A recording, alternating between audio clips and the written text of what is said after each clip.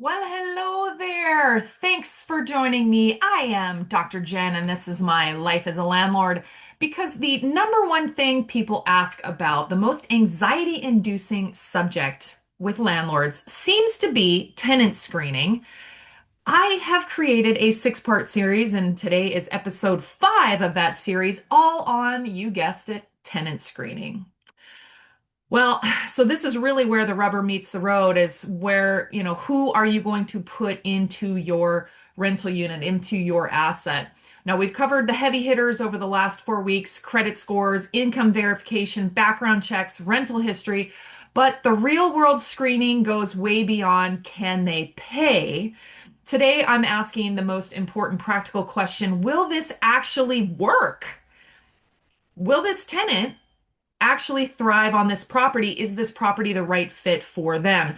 Now, we're talking about the logistics of landlording, timing, occupancy, vehicles, animals, and overall longevity. The last thing you want to do is go through all of this tenant screening only to get a phone call or an email or a text somewhere in month 2. That's usually where it happens, where the tenant basically says, I can't do this. Right? They figured out that whatever that unit is, whether it's the drive or the neighbors or barking dogs or whatever, the unit doesn't work for them for whatever reason. And that's what we're trying to avoid. So if you can have an applicant that has an 800 credit score and they make 10 times the rent, but if they want to move in 6 months from now, obviously that doesn't work. Another scenario, what if they have 5 cars in a single car driveway? That's not going to work either. So it all has to work for them. It all has to work for you. So let's dive into how to handle these lifestyle mismatches legally and professionally and logistically. So imagine this scenario. Your unit is vacant today. You just finished a beautiful renovation. It smells like fresh paint and you're ready to collect rent. Your ads are up and the perfect applicant applies, but they don't want to move in or, oh, excuse me. They don't want to move in or start paying rent for 60 days because they're waiting for their current lease to end and they don't want to terminate it early. What do you do? Well, you need a written holding policy. Make sure this is part of your tenant screening criteria. Something like, we will hold a vacant unit for a maximum of 14 days with an approved application, a signed lease, and a full security deposit. So here's the trick. Don't lose a month rent just waiting for someone. Communicate your timeline early in your marketing and stick to it. That is part of it, is that if you have got a vacancy coming up, and it's not going to work out because they want you to hold it for an extra month, you're going to lose that revenue. That doesn't seem like it's going to work for you. Make sure that the whole thing works in general. Now let's look at an example in Florida. Someone in Florida had an applicant who wanted to secure a winter rental in July, but they didn't want to move in until November. Now, of course, the landlord had a strict 14-day hold policy. They politely declined the applicant, relisted the property, and rented it within a week to someone who moved in on August 1st. Well, there you go. That's working, right? They saved 3 months of vacancy loss by sticking to their policy. Now, here's another example in Toronto where the market is incredibly fast paced. Landlords routinely state immediate occupancy only for vacant units. And applicants understand that if they aren't ready to sign a lease starting the first of the next month, they really shouldn't apply at all. Holding the unit in Toronto doesn't seem to apply. That may be true, overarching. I'm sure there are pockets where that may not always be true. All right, let's talk about some of the other options regarding tenancy screening. How many people can live in your unit? Let's talk about occupancy limits. You can't just guess, and you certainly can't make the rules based on who you think should live there. You need to follow local codes and really all the rules, both, state, provincial, federally, all of the above. A common standard in the US is called the Keating Memorandum, which is a guideline issued by HUD, Housing and Urban Development, which generally suggests 2 people per bedroom is reasonable. However, many states, cities have specific formulas based on square footage of the sleeping areas, so make sure that you know the rules of where your rentals are on how to calculate occupancy.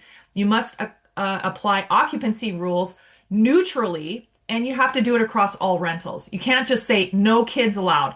Wow, that really is a blatant familial status discrimination under Fair Housing Act. You can say maximum occupancy for this 1 bedroom unit is 2 people. based on local fire code or whatever criteria. The other thing that I do is because all of my units are pet friendly, I will also measure how many heartbeats are in the unit. And that includes the pets. Because if you've got a one bedroom and you've got a mom and a dad and an infant and two dogs, that's five heartbeats in a one bedroom unit. That's a lot. That's pretty not reasonable. That's pretty unreasonable to request. That group would likely need a two bedroom or even a three bedroom potentially. But they may not want to pay for that. But you've got to look at the occupancy limits. So be careful.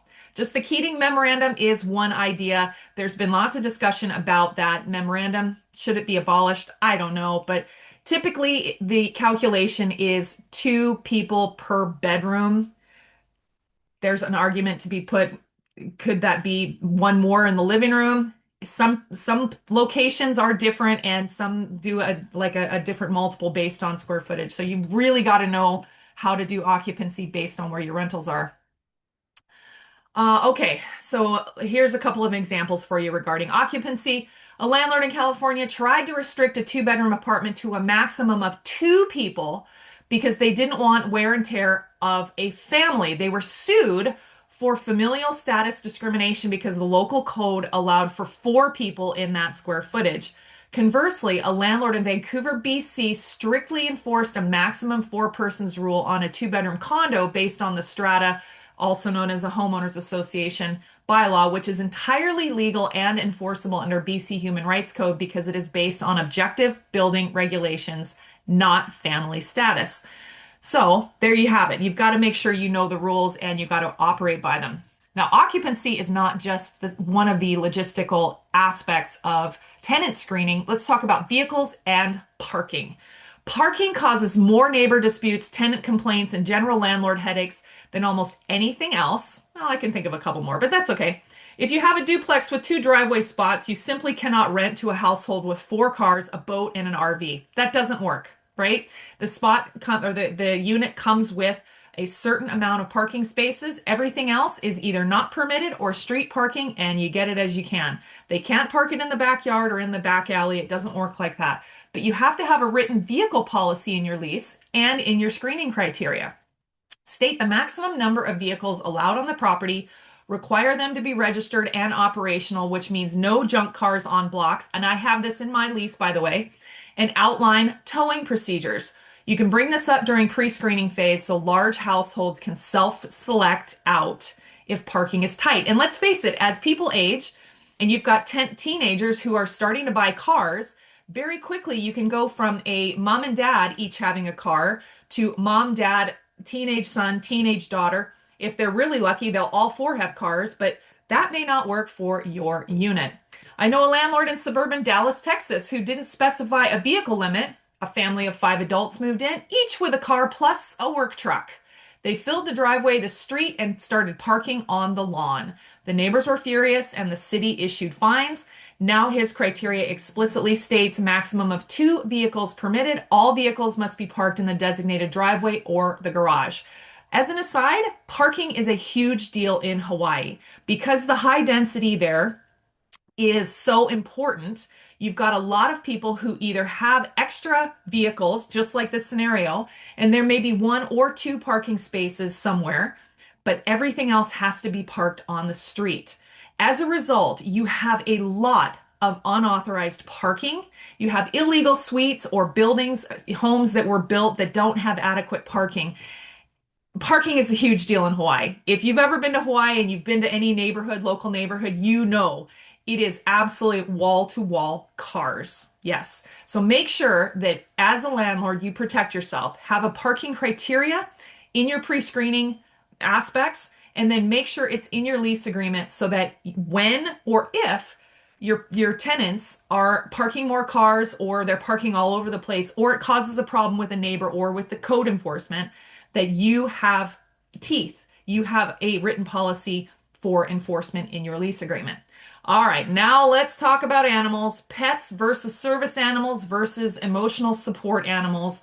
Now, I have done many, many, many episodes on this subject, so I'm going to just mention it here.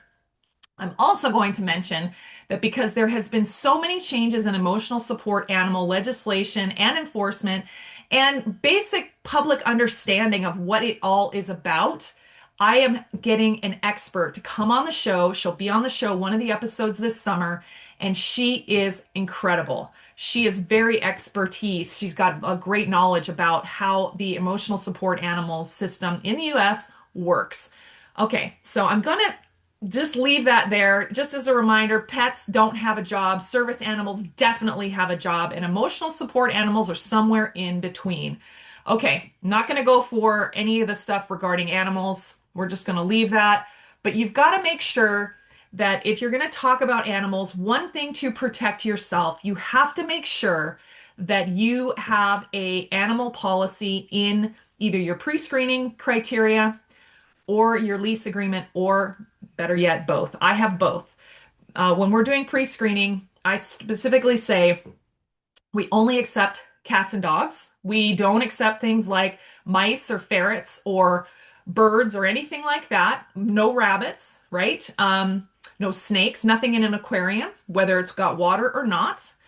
So we only take cats and dogs, and it's by property only. But the other thing I say is that the animal must be at least 1 year old, and they must be on flea medication, and they must be fixed. And that way, we've got a couple of different items that they're not causing babies and they're not causing fleas. That's the other issue. But they're also older, so they're hopefully not going to cause damage because of chewing. And that's specifically puppies, but not just puppies. We've had cats that scratch and do all kinds of things. So you've got to make sure that you've got some of this in your pre-screening criteria. Also, as I mentioned, if you have a couple that want to rent a one-bedroom suite, one-bedroom unit from you, and they have 5 dogs or 5 cats, again, I take that as how many heartbeats? That's 7 heartbeats in a one-bedroom unit. Even in a two-bedroom unit, that is still a lot of moving parts. So keep that in mind as you go through.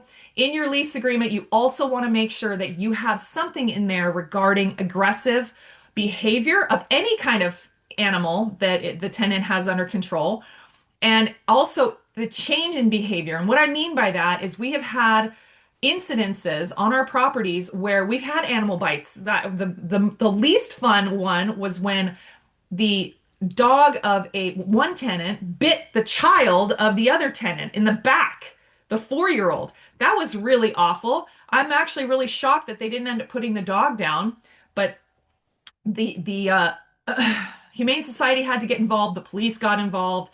There was a bunch of stuff that had to happen right away. Dog was trained. They ended up that tenant ended up with the dog, had to basically move away at the end of her lease. She left, and then I mean, what do you do about a 4 year old who's been traumatized because a dog bit her in the back?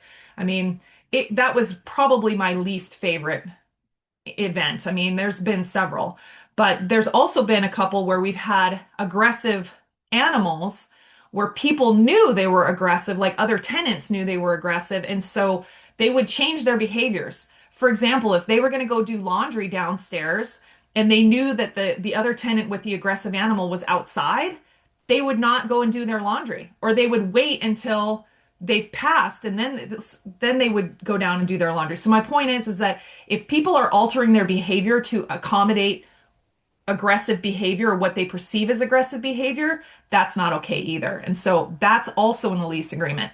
We've also added that if there's any bites or injuries of any kind, the animal has to leave the property within 24 hours. I think that's pretty reasonable. As a landlord, it protects me, it protects everyone else. And I don't like aggressive animals ever. I'm always asking my insurance agents, especially if we change carriers or change something, go, is there any breeds that I'm not allowed to have on my property? Whether it's dogs or cats, right? It's typically dogs, but is there any breeds? And they always say no, but there it is. Just one final note. I know there's some discussion about who can do the most damage, whether it's a dog or a cat or whatever, most wear and tear on a unit.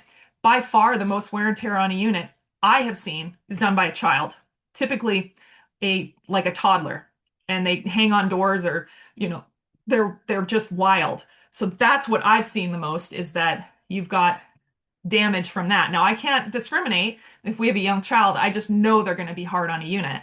But that's what you have to do. You can't discriminate with that, right? So I wanted to at least do this quick episode 5 so that you understand that it's not just about screening the tenant. Can they pay? Will they behave? All of the above. Will the unit actually work for them? Does this fit actually work for you as the landlord? And how can you help yourself with also the pre-screening criteria and the lease criteria? Because after going through all of this, you want to make sure you're setting the whole thing up for the long term, right? That's the whole idea. Now, logistics can make or break a tenancy, so you want to make sure you get your policies in writing and communicate them early. So next week is the grand finale of this 6-part series. I'm pulling everything we've learned over the last 5 weeks into one cohesive, repeatable system. We'll talk about how to build a scoring rubric, how to legally and professionally say no to an applicant, and how to properly onboard the next person that you say yes to. Join me for the wrap up of our screening series next week for episode 232 on My Life as a Landlord. I'll see you there.